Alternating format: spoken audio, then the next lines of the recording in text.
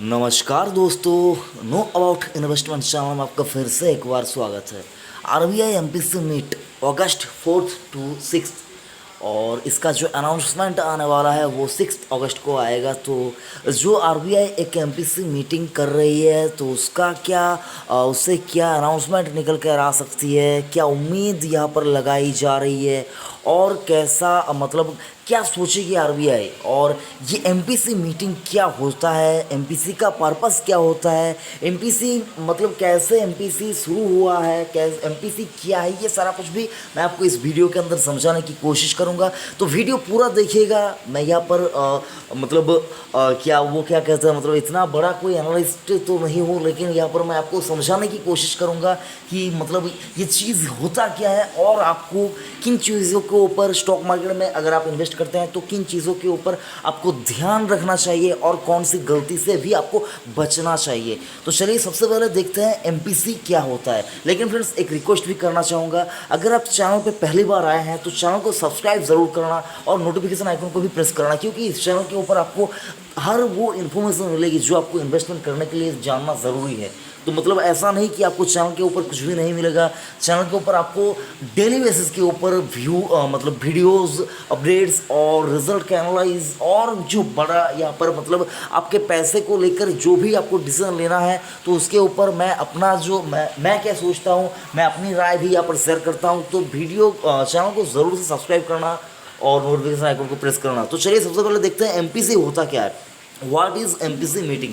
MPC meeting, the meeting of the Monetary Policy Committee are held at least 4 times a year and it's published its decision after each such meeting. तो ये जो MPC meeting होता है ये एक मतलब ये एक कमेटी होता है, MPC कमेटी होता है। वो एक साल में 4 बार, कम से कम 4 बार एक मीटिंग करते हैं। और उसमें मतलब ये जो मीटिंग, ये जो रूल शुरू हुआ था, ये रूल मतलब ये जो नियम लागू हुआ है, ये the reserve bank of India act 1934 was amended by finance act, यानी कि जो आरबीआई का जो एक्ट है, लॉ है 1934 का, फाइनेंस एक्ट के थ्रू ये अमेंडेड है। ठीक है। तो MPC which will bring more transparency and accountability in fixing India's monetary policy. तो मतलब जो ट्रांसपेरेंसी है और जो अकाउंटेबिलिटी है उसको फिक्स रखने के लिए, उसको फिक्स करने के लिए तो ये जो एमपीसी है ये बनाई गई है और ये मीटिंग होता है। तो आपको उससे अब आपको जानना होगा इसका पर्पस क्या होता है। What is the purpose of MPC. तो एमपीसी का पर्पस क्या होता है, ये जो मीटिंग होते हैं इनका पर्पसेस क्या होता है, किस पर्पस के लिए ये मीटिंग होते हैं। और आप देख पाएंगे the basic objective of MPC to maintain price stability and accelerate the growth rate of the economy. यानी कि जो प्राइस स्टेबिलिटी है, यानी कि जिसको आप इन्फ्लेशन कहते हैं, उसको प्राइस स्टेबिलिटी और ग्रोथ यानी कि जीडीपी। तो इन्फ्लेशन और जीडीपी का जो फंडा होता है उसको यहाँ पर मेंटेन रखने के लिए इन्फ्लेशन को बहुत ज़्यादा उठने भी नहीं देना है और ग्रोथ को बहुत ज़्यादा नीचे भी नहीं जाने देना है। तो इसको मेंटेन रखने के लिए ये मीटिंग वगैरह की जाती है। मतलब आप समझ सकते हैं इन्फ्लेशन बहुत ज़्यादा हो रहा है और ग्रोथ नीचे आ रहा है। जो अभी का केस है यानी कि जो करंट सिचुएशन है ये कैसा है, जो करंट सिचुएशन है ये आप देख पाएंगे जीडीपी नीचे जा रही है और इन्फ्लेशन जो है वो ऊपर जा रहा है। मतलब क्या समझ सकते हैं यही जो प्रोडक्शन कम हो रहा है, जो प्रोड्यूसर है वो प्रोडक्ट नहीं कर रहा है बहुत ज़्यादा, लेकिन जो कंज्यूमर है वो थोड़ा बहुत कंज्यूम जो यहाँ पर कर रहे हैं उनको बहुत ज़्यादा महंगे प्राइस के ऊपर वो तमाम चीज़ें यहाँ पर खरीदनी पड़ रही है। तो उसके वजह से देख पाएंगे जो चीज़ों के दाम है वो बहुत ज़्यादा बढ़ रहे हैं, प्रोडक्शन नहीं हो रही है और बिक्री भी बहुत ज़्यादा नहीं हो रही है। प्रोडक्शन नहीं होगा तो बिक्री बहुत ज़्यादा कहाँ से होगी, तो प्रोडक्शन नहीं हो रही है। इस वजह से आप देख पाएंगे जो जीडीपी है, जो ग्रोथ है, वो ग्रोथ बहुत ज़्यादा नीचे चला जाता हुआ हमको दिख रहा है।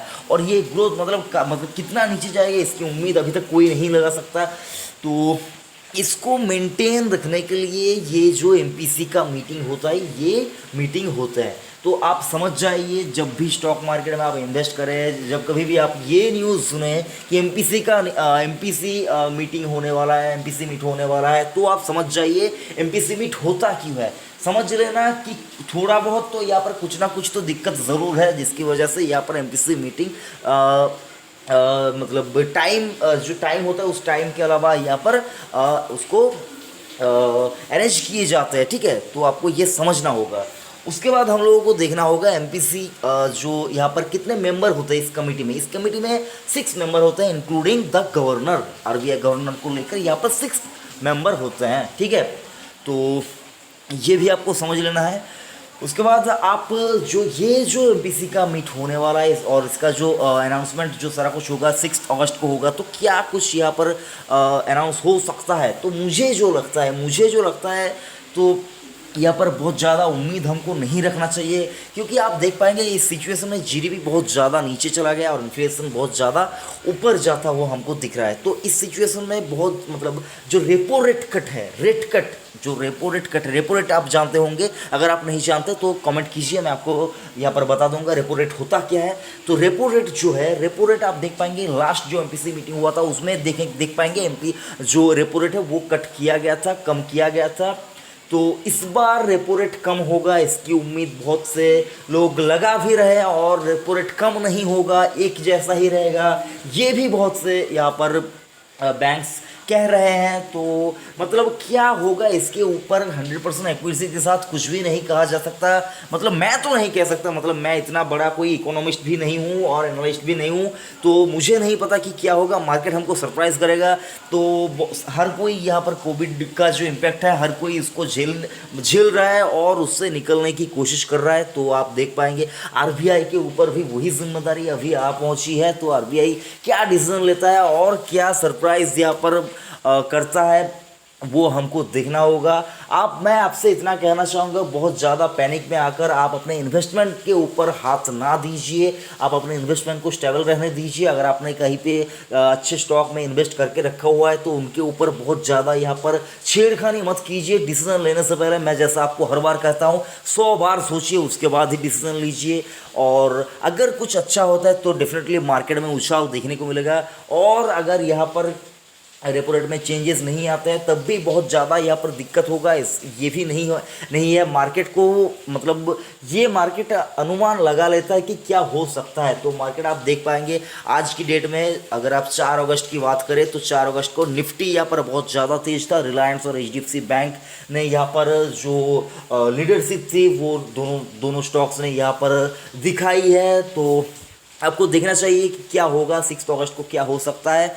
बहुत ज़्यादा उम्मीद मत रखिए, क्योंकि एक्सपेक्टेशन जब ब्रेक होता है तो बहुत ज़्यादा दुख होता है। तो सेफ रहने की कोशिश कीजिए और पैसा भी अपने हाथ में रखिए, क्योंकि अगर मार्केट यहाँ पर आपको नीचे की यहाँ पर तरफ जाता हुआ दिखता है तो आपके पास कैश होना चाहिए खरीदारी करने के लिए। और अगर आप यहाँ पर गौर से देखें तो 4 अगस्त को यहाँ पर निफ्टी बैंक में भी दमदार यहाँ पर तेज़ी होती हुई आपको दिखेगी। लगभग 2% के आसपास निफ्टी बैंक यहाँ पर तेज़ है। तो देखिए, और आरजी यहाँ पर जो एमपीसी मीट है वो शुरू हुआ है, तो अभी तक इसका अनाउंसमेंट कुछ भी नहीं है, वो 6 अगस्त को आएगा। तो आप देख पाएंगे मीटिंग शुरू होने के पहले दिन ही आप देख पाएंगे यहाँ पर निफ्टी बैंक के ऊपर दमदार तेज़ी। तो क्या कुछ यहाँ पर निकल कर आ सकता है, ये तो पूरी तरह से सरप्राइजिंग है। क्या होगा, क्या नहीं होगा, क्या हो सकता है, उम्मीद मत लगाइए, क्योंकि स्टॉक मार्केट में आप उम्मीद लगाएंगे तो उम्मीद जब टूटेगा तो बहुत ज़्यादा दुख होगा। अगर आप यहाँ पर अच्छे स्टॉक्स के ऊपर इन्वेस्ट करके बैठे हुए हैं तो पैनिक मत कीजिए, चिंता मत कीजिए। और अगर आपको एमपीसी को लेकर कोई भी यहाँ पर आपके मन में कोई सवाल है वो कमेंट कीजिए, मैं आपको बताने की कोशिश करूँगा। बाकी आप हर रोज़ स्टॉक मार्केट से रिलेटेड कुछ ना कुछ यहाँ पर सीखते रहिए, क्योंकि मार्केट में सीखने को इतना कुछ है कि आपकी पूरी ज़िंदगी ख़त्म हो जाएगी, लेकिन आप पूरे मार्केट में क्या है ये आप ख़त्म नहीं कर पाएंगे, सीखते ही रह जाएंगे। आप हमेशा मार्केट में स्टूडेंट बनकर रहिए, आप ऊपर ज़रूर जाएंगे, लेकिन अगर आप अपने आप को मास्टर समझने लगेंगे तो भाई यहाँ पर मार्केट आपका जो एक्सपेक्टेशन है उसको ब्रेक कर देगा। आपको जो उम्मीद है वो उम्मीद टूट जाएगा और आप डिमोटिवेट हो जाएंगे। मार्केट में हमेशा स्टूडेंट बनकर रहिए, मार्केट आपको ज़रूर से यहाँ पर रिवॉर्ड देगा। और अच्छे स्टॉक्स के ऊपर अपना इन्वेस्टमेंट बनाए रखिए। ऐसा नहीं कि सारा कुछ यहाँ पर ख़त्म हो जाना है, सब कुछ ठीक होगा। उम्मीद मतलब आ, वो कहते हैं ना, think for the best and prepare for the worst. तो अच्छे के बारे में सोचिए और सबसे बुरा जो होने वाला हो सकता है उसकी तैयारी रखिए, ठीक है। तो उम्मीद में इसको उम्मीद नहीं कहते हैं, इसको कहते हैं प्रिपरेशन। प्रिपरेशन हमेशा एक पक्के तौर पे होना चाहिए। और पैसा भी अपने पास रखिए और अच्छे स्टॉक में इन्वेस्टमेंट भी अपना जो है उसको भी बनाए रखिए। पैनिक मत कीजिए, कुछ भी डिसीजन लेने से पहले 100 बार सोचिए, उसको समझिए, उसके बाद ही कोई डिसीजन लीजिए। बहुत ज़्यादा जल्दबाजी और हड़बड़ी यहाँ पर मार्केट में मत कीजिए, क्योंकि आप इन्वेस्टर हैं, आप यहाँ पर पैसा कमाने के लिए आए हैं। इसको यहाँ पर पैसा लगाकर और लंबे अवधि में पैसा कमाने के लिए आए हैं। तो बहुत ज़्यादा यहाँ पर अपने कोर पोर्टफोलियो के साथ छेड़खानी मत कीजिए। तो आई होप फ्रेंड्स यहाँ पर मैं आपको समझा पाया कि क्या हो सकता है और एमपीसी वगैरह ये सारा कुछ क्या है। और भी अगर आपके मन में कोई सवाल है तो आप ज़रूर से कमेंट कीजिए, उसके ऊपर मैं अपना मैं क्या सोचता हूँ मैं ज़रूर बताऊँगा। वीडियो कैसा लगा कमेंट करके ज़रूर बताइए। बेकार लगे तो डिसलाइक कीजिए, अच्छा लगे तो लाइक कीजिए। और अगर आपको लगता है चैनल को सब्सक्राइब करना चाहिए तो चैनल को ज़रूर से सब्सक्राइब कीजिए। थैंक यू फ्रेंड्स, जय हिंद।